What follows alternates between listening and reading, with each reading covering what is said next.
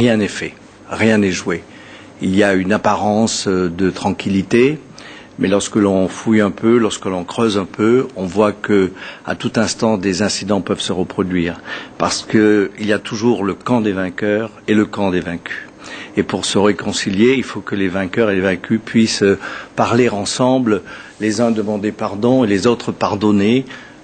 Pour toutes les victimes et pour tous les bourreaux. D'ailleurs, c'est ce qu'essaie d'une manière très volontariste de faire la commission pour la réconciliation de Konan Banny.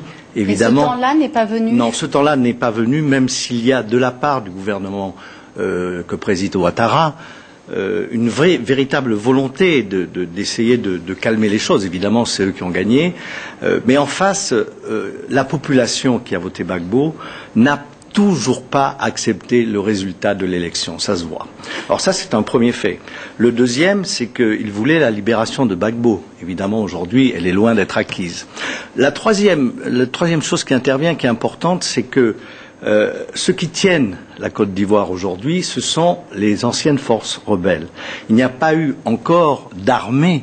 Il n'y a pas eu encore d'armée nationale. Alors justement, on va le voir dans cet extrait qu'on regarde tout de suite. Repos. Oui. Repos. Voici le commandant Ouattao, l'un des plus fidèles chefs de guerre du président. Un géant accueillant, mais un brin mégalo. Il ne se déplace jamais sans son caméraman personnel. Après 10 ans d'exil forcé dans le Nord, il est revenu à Abidjan en vainqueur. Avec ses hommes, il était aux premières loges lors de l'arrestation de Laurent Gbagbo en avril dernier. Ces images où il aide le président déchu à revêtir une chemise propre ont fait le tour du monde. Aujourd'hui, Ouattao commande toute la zone sud de la ville. Son pouvoir et son influence sont immenses. C'est un seigneur de la guerre.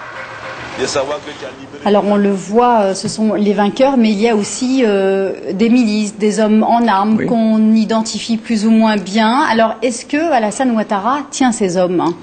Je crois qu'en tout cas, Guillaume Soro les tient, puisque c'est le Premier ministre, et puis c'est lui qui était à la tête de ces armées du Nord. Et je crois d'ailleurs que c'est lui qui a le pouvoir aujourd'hui en Côte d'Ivoire, le pouvoir politique sans doute, la figure politique est Ouattara.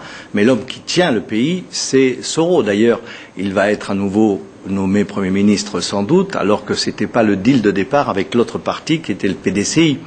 Et pourquoi ? Parce qu'effectivement, la seule force qui puisse remettre en route la Côte d'Ivoire aujourd'hui, ce sont ces hommes en armes. Alors ces hommes en armes, ils sont multiples. Alors il y a ceux qui prennent les uniformes parce que sont d'anciens miliciens. Il faut qu'ils les laissent, ces uniformes, il faut qu'ils rendent les armes et il faut que l'armée se réorganise et rentre dans les casernes. Et puis il faut surtout que la police soit armée puisqu'elle a été désarmée, elle était très proche de Gbagbo. Donc le plus important pour que la réconciliation commence, c'est que la sécurité s'installe. C'est ça qui est vraiment essentiel. Et ce n'est pas complètement le cas aujourd'hui. Les gens continuent d'avoir peur de retourner dans leur quartier. Tout ça parce qu'il y a des conflits ethniques qui n'existaient pas en d'autres temps.